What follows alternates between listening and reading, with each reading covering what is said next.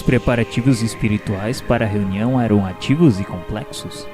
Chegamos de regresso à residência de Dona Isabel quando faltavam poucos minutos para as 18 horas e já o salão estava repleto de trabalhadores em movimento.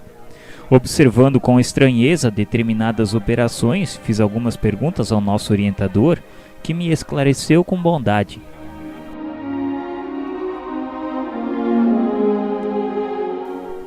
Realizar uma sessão de trabalhos espirituais eficientes não é coisa tão simples. Quando encontramos companheiros encarnados entregues ao serviço com devotamento e bom ânimo, isentos de preocupação, de experiências malsãs e inquietações injustificáveis, mobilizamos grandes recursos a favor do êxito necessário. Claro que não podemos auxiliar atividades infantis nesse terreno. Quem não deseje cuidar de semelhantes obrigações com a seriedade devida poderá esperar fatalmente pelos espíritos menos sérios, porquanto a morte física não significa renovação para quem não procurou renovar-se. Onde se reúnem almas levianas, aí estará igualmente a leviandade. No caso de Isabel, porém, há que lhe auxiliar o esforço edificante. Em todos os setores evolutivos é natural que o trabalhador sincero e eficiente receba recursos sempre mais vastos. Onde se encontre a atividade do bem, permanecerá a colaboração espiritual de ordem superior.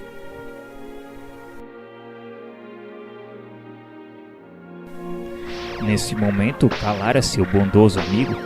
Continuei reparando as laboriosas atividades de alguns irmãos que dividiam a sala de modo singular, utilizando longas faixas fluídicas. Aniceto veio em socorro da minha perplexidade, explicando atencioso. Estes amigos, André, estão promovendo a obra de preservação e vigilância.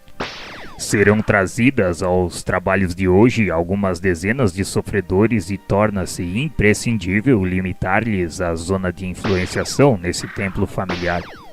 Para isso, nossos companheiros prepararam as necessárias divisões magnéticas.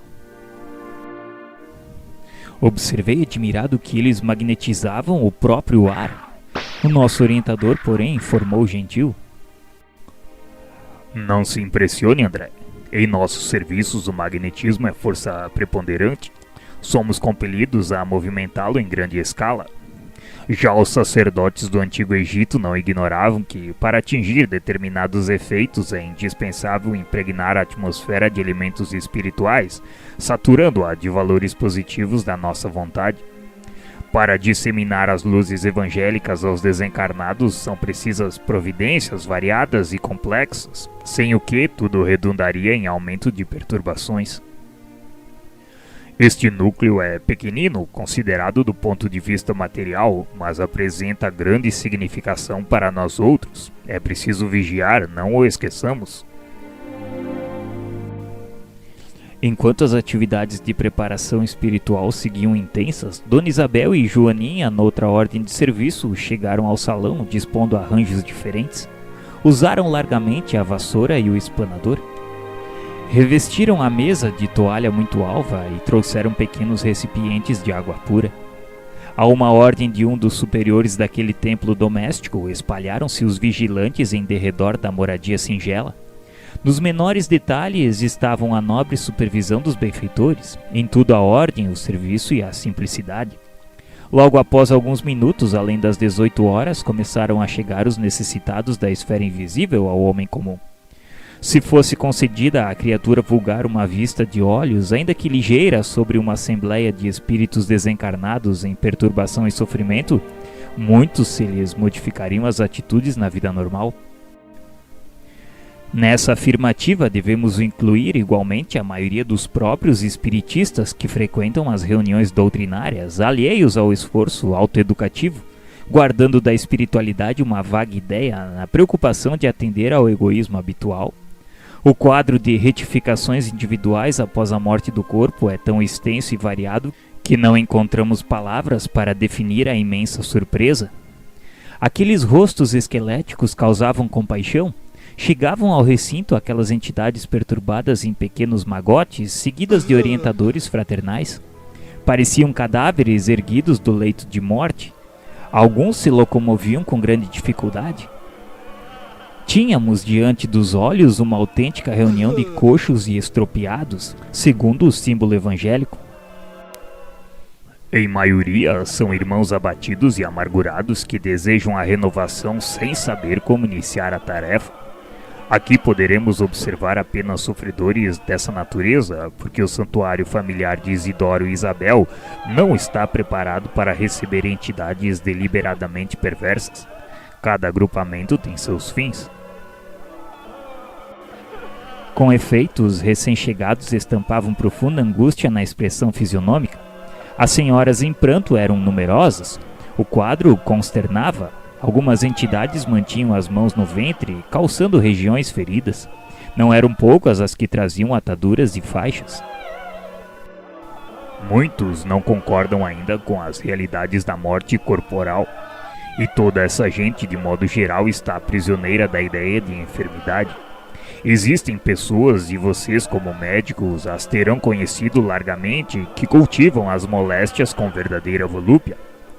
Apaixonam-se pelos diagnósticos exatos, acompanham no corpo com indefinível ardor a manifestação dos indícios mórbidos, estudam a teoria da doença de que são portadoras, como jamais analisam um dever justo no quadro das obrigações diárias. E quando não dispõem das informações nos livros, estimam a longa atenção dos médicos, os minuciosos cuidados da enfermagem e as compridas dissertações sobre as enfermidades de que se constituem voluntárias prisioneiras. Sobrevindo à desencarnação, é muito difícil o acordo entre elas e a verdade, porquanto prosseguem mantendo a ideia dominante. Às vezes, no fundo, são boas almas dedicadas aos parentes do sangue e aproveitáveis na esfera restrita de entendimento a que se recolhem, mas, no entanto, carregadas de viciação mental por muitos séculos consecutivos. Demoramo-nos todos a escapar da velha concha do individualismo.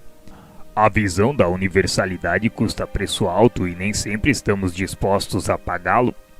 Não queremos renunciar ao gosto antigo, fugimos aos sacrifícios louváveis. Nessas circunstâncias, o mundo que prevalece para a alma desencarnada por longo tempo é o reino pessoal de nossas criações inferiores. Ora, desse modo, quem cultivou a enfermidade com adoração submeteu-se-lhe ao império. É lógico que devemos, quando encarnados, prestar toda a assistência ao corpo físico, que funciona para nós como vaso sagrado, mas remediar a saúde e viciar a mente são duas atitudes essencialmente antagônicas entre si. A palestra era magnificamente educativa, entretanto o número crescente de entidades necessitadas chamava-nos à cooperação. Muitas choravam baixinho, outras gemiam em voz mais alta. Depois de longa pausa, Aniceto advertiu: Bem, vamos ao serviço. Para nós, cooperadores espirituais, os trabalhos já começaram. A prece e o esforço dos companheiros encarnados representarão o termo desta reunião de assistência e iluminação em Jesus Cristo.